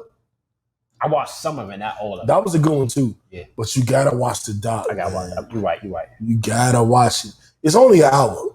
It ain't like it's like Suicide Squad is 2.5 hours. That's what I mean. Like, with the Jordan Jones series, I'm like, look, man, how long is this shit? Because I'm not about to watch a fucking 5 hours. You know what I'm saying? I don't want to be vested in this shit. That's why some of the shows and shit I never got into. I'm not getting vested. I feel you. I got shows that I've been trying to watch for 3 years. I just finally finished the first episode of Bridgerton, which is Shonda Rhimes, who did Scandal, Grey's Anatomy, all that shit. She got a show on Netflix that came out, I think, last year called Bridgerton about these. I heard about it. But the wild shit is, it's like these England aristocrats, but there's no color. Okay. So the mother and father are black. All the kids are white. There's no color. They don't acknowledge color in the show. So there are families and people of all different nationalities, but they make it so that there's no color. So it'll be a black brother and 3 white sisters, and the parents are both black. And you're like, how is it? Do you not acknowledge color? They adopt it. It's like, no, these are our kids. So that's an interesting thing. This is the first show I've ever seen where color was irrelevant. They just mix it all up. It be Chinese, Asian, black, white, and is it a good show you like? I've only seen like an episode and a half. Okay. I do like what I've seen. Okay. I'm keeping 100 with you. I think for men, it's gonna be. It ain't not like it's gay shit or nothing like that, but it's just like the first episode is all about a wedding. Like, give a fuck about no fucking wedding. You know what I'm saying? So that's what we talking going. So the thing is, they're trying to marry 2 powerful families together. Okay. And they can't find a match, and then an unlikely match pops up, but it's still about a wedding. Like, how much you're not gonna get me? Too much in the wedding. But people say that, after that first episode, the treachery comes in. Okay. The suspense comes in. This. And I want to watch it. I'm going to watch it. But like, Cocaine Cowboys is on Netflix now. I don't know. Manifest. Yeah. It's on internet. Like, I don't know that I'm going to Bridgerton next. Yeah. I don't know if it's some other shit out. Yeah. But I've been told by so many people I need to watch Bridgerton. And I believe it. It's a black woman that made it. I want to watch it. But like tonight, I'm on my make money, hustle, grind. I'm not sure Bridgerton gives me that. You know what I'm saying? So I'm like, do I want to watch Bridgerton tonight? Or do I want to watch Suicide Squad, see some killing, some death, and some aggression, so tomorrow morning I can get up and go to the gym? I'm not sure. And I think what people are telling me is I'm wrong. Like, don't watch it. I'm like, so I gotta make a decision tonight. Am I gonna finish Bridgerton? Am I gonna watch Manifest? Am I gonna watch? Is Manifest out a new season or? Manifest, I think is over, but the most recent season's been on Netflix, and I think it's like 3 or 4 seasons. Okay, yeah. I've only seen the first 2 episodes. I saw Manifest, so it's solid. But we're talking about that. Well,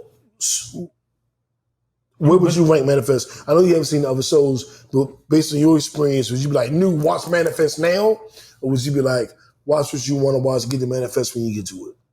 That one. Okay. Yeah, like I think it's a solid episode. Like when you get going, you'll watch it. It'll be good, but it's like it ain't stop everything. It ain't stop everything. Okay.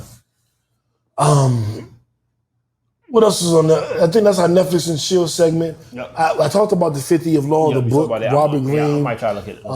I would definitely recommend that. Okay. I only got 3 hours left. I've read it a few times. Okay. But as an audio book, this is my first time reading it. Okay. It works, especially for what we going through right now. Me and you personally. Okay. What we trying to do. It works. It works. Okay. That should be. Did you read the Grant Cardone, Joan? I got through a good bit of it. I would say finish Grant Cardone and then I might go to this next. Okay. Just to give you some context. Okay. Music. Before we get up out of here, because we gonna wind down, because we did like a whole full show and Mel ain't even here. Yeah. Drake said Rick Ross is the greatest rapper alive. He posted a video saying his new dude he fuck with Smiley is his new favorite rapper. He said my new favorite rapper is making music with the greatest rapper alive. This is crazy. And I'm not really here to debate whether Rick Ross is the greatest rapper alive. I'm here to debate or to discuss where does he belong in the top 100 list. Because I don't think he's the greatest rapper alive. But where does he belong in the top 100 list? Is he 100? Is he 50? Is he top 20? Is he top 5? Like, where the fuck is he? That's tough. He definitely top 25. Now, so Rick Ross, and what I didn't like is the verse. You know, the verses when they put him with 2 Chainz. Yeah, 2 Chainz is out of his element. Like 2 Chainz should not have been with Rick Ross. Yeah, and that's what I'm saying. Like I thought Rick Ross and T.I. was the battle to have. Okay, you know what I'm saying? Because I thought they I agree. Was closer together, but I agree. Shit, he definitely he has not fucked us over though. Like versus albums, he's put out classics. He's put out classic work bodies of work. He didn't put out no bullshit where you was like, don't even worry about it. You know what I'm saying? Like so, his bodies of work. In my opinion, 2 more albums. I think he going top 10. I think I agree. I think volume counts. I think that he might be number 10 now. In 2 more albums, he gets to top 5. That's Ross. Like I had a dude, one of the homies, tell me like, well, he wasn't real. He was a CO, and I was like, well, they say he was a CO because he's moving drugs for him. I don't believe that. I think he was just a CO. I'm like, okay. How the music sound? Because that's what it all. How the music sound? Because that's what really matters. Like that, your other top 5, they wasn't built like that either. Name somebody else in your top 5 that was built like that. My top 5? Yeah. Tupac. He wasn't built like that. Shit, Tupac was shooting niggas on camp. Like it's a fact. How he wasn't built? Tupac is one of my top of all time. How he wasn't built like that if he was busting off? That don't make you tough. What I'm telling you, he was fighting and busting off. You make a choice. So for him, he went to Duke Ellington. So my thing. He did the Baltimore version. Yeah. So let me tell you. But he went there for a year. So let me tell you and then moved to Oakland. So let me tell you how you evolve. He didn't graduate from Duke. You start there, and you make a choice to join a gang that far along. I can make an argument that you're not gangster. I can make an argument. But you can't make an argument that he wasn't busting his gun. You can't make an argument that he went out there fighting. You can't make an argument he wasn't hustling. None of your arguments. Like when you go from Duke Ellington in DC, which he didn't, but the Baltimore version, and then you move to California and your whole life changes, you can't make an argument. So he didn't come up from a standpoint of growing up in the gutter where he didn't have a choice to do something different. He actually did. His mother was a Black Panther. They couldn't get jobs. He had to sell crack to put food on the table. To what level? To what extent though? Like he wasn't kingpin type. You know what I'm saying? You ain't gotta be a kingpin to be a real nigga. Okay, just because you wasn't good at it. Okay, so all right, so we define it a little bit different then, because I'm thinking like your man talking about real nigga, like you had to be like one of the head honchos out there. Nah. Okay. All right, because I know niggas that's different then. From the block, from 100, yeah, that was never the man on the block. They'll bust your fucking melon open. Okay. And they'll knuckle you down. See, but there was foot soldiers. I'm looking at it different. Like, are you saying this guy's the top motherfucker out there hustling and putting in work and all that shit? Yeah, but see, that wasn't Pac image. Pac image was, I'm a foot soldier. I get out here, I do what I do. Jay-Z image was, I'm a boss. I run the drug operations. Biggie image, I run the drug operations. Tupac image, I sell drugs. That's a difference. Okay, yeah, I agree. I agree with it. See, it depends on how you define. Like, if you define a motherfucker as the head honcho type. You ain't gotta be the head honcho to be real, because the head honcho could be a bitch. Yeah, you could be the real nigga that's the underling. Okay. And the head honcho is a cold bitch. Okay, so in that definition, then I think you can make the argument that Rick Ross was solid then, because you ain't had no niggas from Florida telling him he wasn't. That's what I told my man today. I was like, everybody in Florida say Ross is real. Yeah, like you ain't had nobody. He was bringing in work. He was taking shit out. He was doing shit. Like you ain't had nobody from CO. You ain't had nobody from your city say like you wasn't what you said right. was. That's my thing. Okay. That's I'm like. That's what I'm at. Yeah, he kind of. I don't know if I would say he's solid, but he's solid. You know what I'm saying? Like his niggas saying he's solid. His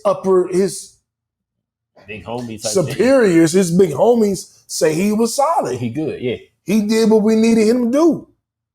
That's what it's about. So I don't really get the realness argument, but I will keep it 100. I stopped listening to him when I found out he was a CO. I was like, oh no, I didn't know this. I seen too many fake niggas, and then I seen niggas with stripes. Say he good. Stamping them. And I'm like, is he paying them? Yeah, that's possible too. I don't know. But I think a lot of it is like, what's going on?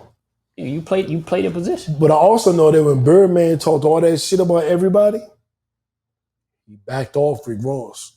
He didn't have a fucking word for Rick Ross or Trick Daddy. And I know a Birdman a real nigga. Yeah. He didn't have a word. And Rick Ross was like, he won't respond. He know what it is. He put it out there.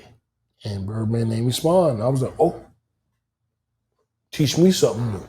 You know what I'm saying? I'm not in Miami. I don't know what's going on. You tell somebody don't respond and they don't respond. They know. Birdman has still not. Charlamagne, did you putting up on me? Did you put up on Rick Ross? Nigga, I'm putting up on you. You was right though. I was like, hey. Okay, all right. So for the record, you didn't pull up on Rick Ross. Why you pulling up on the radio? I'm the radio guy. You know what I'm saying? He ain't put him on the street, niggas. Oh, it's a reason he didn't. Makes sense. It's a reason. Makes sense. Even if it's just protection, somebody protecting him. Yeah. Why they protecting him? You know what I'm saying? So I think Ross is. I'm gonna put it out there. I'm gonna say this: Ross is one more classic album away from me putting him in the top 5. If he put out another decent album, I'm not gonna do it. He puts out another really good album, I'm not gonna do it. He puts out another classic, do it. He in it. I don't disagree. Like, was Rick Ross? Okay. So when you put out that consistent of work, like when you could go through an album and not switch it over, you know what I'm saying? Not skip 3-4 joints. Like, hey man, what's the joint I like on this again? That's when you know, like, he do this. When I do the Pod Named Kickback playlist every week, which you guys are listening to on Apple, and soon to be on Tidal, soon to be on Spotify, and Rick Ross dropping an album, it's like 4 songs on there that Friday, because I can't not put 4 on it. He makes it out. That volume of good music. I'm not saying he's the greatest rapper alive. Right. Like Drake said. I'm saying he's a motherfucking monster. Okay, who did you say the greatest rapper alive is? Let me me. No breaks, no. No the man. Who number 2? Jay-Z. Alive? Jay-Z. Okay. What you think? J. Cole? Nah, the thing is, it depends on how I look at Jay. Like, you know what I'm saying? Like, because I see Jay, like, on his, like, I kind of see him as retired and just kind of put music out as a hobby. If we remove him from the conversation, who would you pick? Damn, this shit tough. Because do I take T? Because T.I. ain't released some shit in a long time. See, T.I. hasn't released anything commercially acclaimed in a long time. See, I don't even care about that commercial shit. T.I. put out an album last year. No, 2019. It was 2 years ago. 2019. It was the jump with Thug on it. Yeah. That shit with Thug went. The Weeknd. Yeah. I mean, T.I. my guy, man. I would probably say Drake. That's who you have to say. Yeah. But as an MC, Drake don't write all this shit. And that's always gonna be a thing for me. But if we don't include that portion of it, it's Drake. Okay. But I'm an MC. I rap myself. I got 15 fucking albums and mixtapes. That counts. You don't write your own shit, it count to me. Okay. I'm a rapper. I'm not a podcaster. I feel like the niggas that be like, I'm a gangster. I ain't no rapper. I'm a street nigga. I ain't no podcast. I'm a rapper, nigga. I can never give it to Drake, even if he deserves it. He don't write all this shit. See, but I can't. In that case, I put him in artists. Drake is the best artist. And that's why last week when we was naming the top 5, like, all right, we saying artists or what? So if I think top that's active. I think Rick Ross is definitely top 5. I'm trying to figure out somebody else who like active like that. I might say Tip. I might put Tip above him just because he had the 2 years. You know what I'm saying? Is enough for me. So I'd probably still put Tip. You know what I'm saying? If I'm talking about who's active, you know what I'm saying? Then I probably put Tip, Ross, Cole, because Cole comes so you know what I'm saying, infrequent. That's why I would say that. But he. How you feel about Kendrick? I ain't never really heard you speak about Kendrick. I fuck with Kendrick, but it's so.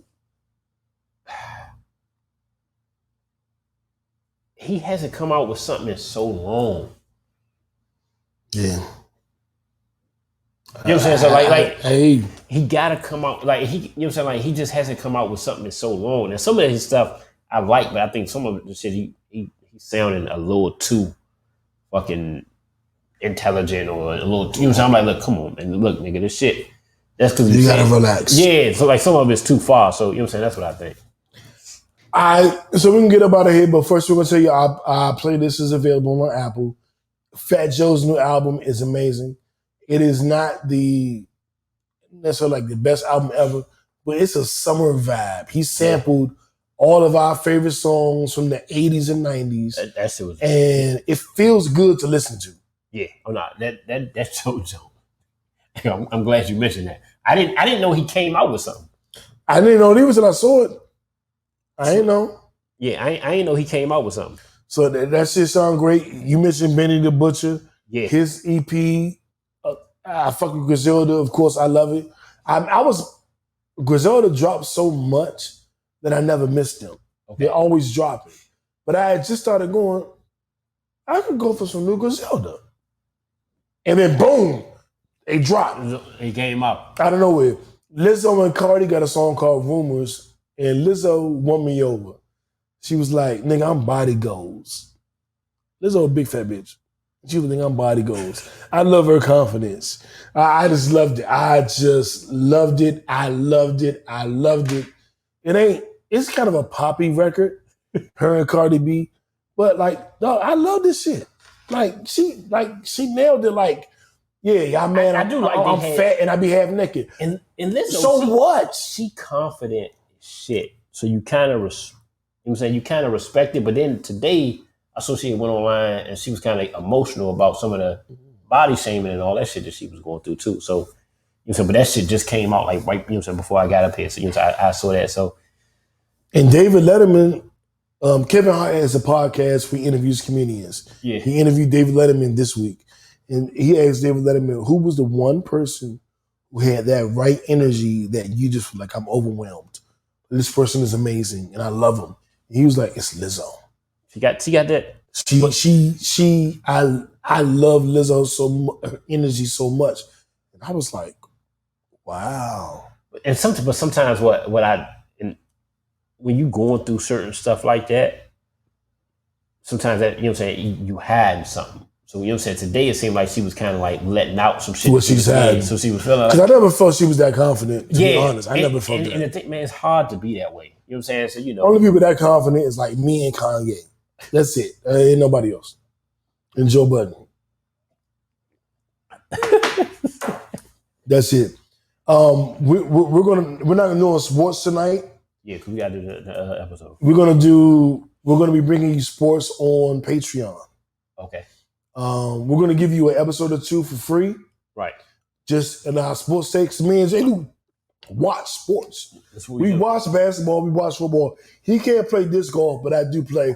So we give you real sports. Real sports. I can guarantee you we won't talk about disc golf on an actual sports podcast.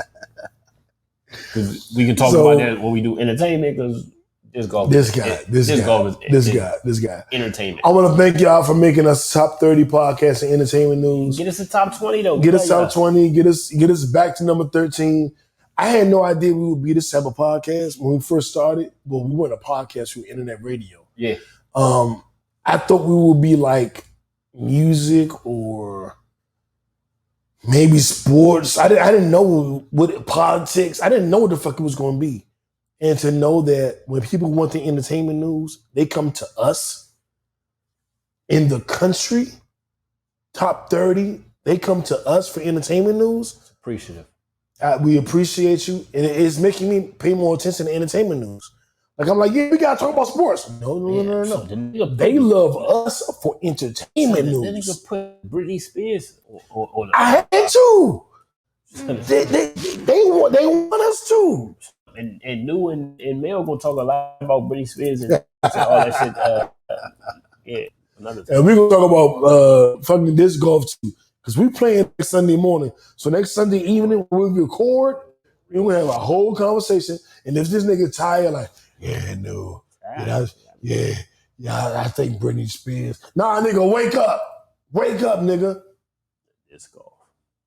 We come a long fucking way. Bet. Motherfuckers. Keep it going. Mel will be here next week, pending her COVID test, because we back on lockdown. Real shit up. We back on lockdown. This is the last question before we get out of here. Did any of y'all play high school sports? Yeah. Me, JB, Smee, F, and Coffee. All five of us play high school sports. What did I play? I was the least athletic. I'm keeping it 100. Yeah, I only played basketball. At the high school level? Yeah, coolest. Well, not coolest. That's nothing. JB played basketball, football. Smee and F played football and soccer or lacrosse. Okay. And Coffee, I think, played football and track. No. They all play track too. And Coffee played football and track. That's what's up then, man. You know what, man? Shit, they might can't go out there and walk, you know what I'm saying, walk a whole lot. Really? That's just joke. Did you play high school sports? Yeah, I played football in high school, but what high school you went to, nigga? Curl. Oh, Coffee with the curl. Yeah. You remember he had the legend of Buddy? Was Buddy Holmes, Buddy Helms, Buddy? Curl had some legendary athletes. Yeah. Nah, they did. And when I graduated from Coolidge, I bought an apartment across the street from Curl. Remember those apartments right across the street from Curl? Yeah. On Fort Drive? Yeah. I was in there, but I was gone by the time you was there. Yeah. But I was there like 95 to 98.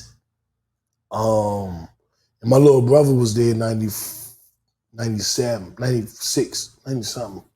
But they wasn't playing sports. They was trapping. It was different. But you went to Curl High School? Yeah. I played ball there my last. Damn. I didn't know you went to Curl. I only went there 2. Like I ain't start there, but yeah. I ain't know that. I was gonna go. I got kicked out of Coolidge, and he tried to get me involved in the Curl, and he got me involved in the Curl. But then Coolidge, they didn't come back. Coolidge was where I was going though. I'm not surprised. Yeah, Coolidge was. But Coolidge wasn't my neighborhood school. My neighborhood school was Rose. Same here. But I went to Coolidge because all the Kennedy Street niggas was there. Yeah, and I was like, all my people. Well, they told me like, nah, come up here with us, nigga. Yeah. And my aunt was like, no, you going to Banneker? And I was like, they ain't got a football team, dog. I'm not going to Banneker. Hey, Banneker, you go a long ways with Banneker. Banneker had the sisters. You get, I fucked a lot of. That's not even here nor there. So thank you guys for tuning in. We're going to do the sports podcast, Kickback Sports. You'll get that. And then we'll have Mel come back and do Kickback Sex. Yeah, Kickback Sex. And a new episode every Monday. Thank you for tuning in. Anything you want to leave them with? Nah, man. Have a great week, man. Be safe, man. Be blessed, man. I'm going to tell y'all, I don't know if you listen to me or not. I'm just going to say it. Wake up an hour earlier every day this week and just see what happens. I mean, you have to plan an activity. You can't wake up an hour early and do nothing and sit there for an hour and then start your day. Wake up an hour earlier, plan an activity for that time, and just see how your week goes. Just see how it goes. Let's see it. Just figure it. Just see. We love you. Uno, we motherfucking out. Let's do it. Let me see. In this broadcast, kick back, girls. Let me give y'all some music while we. You have to make it.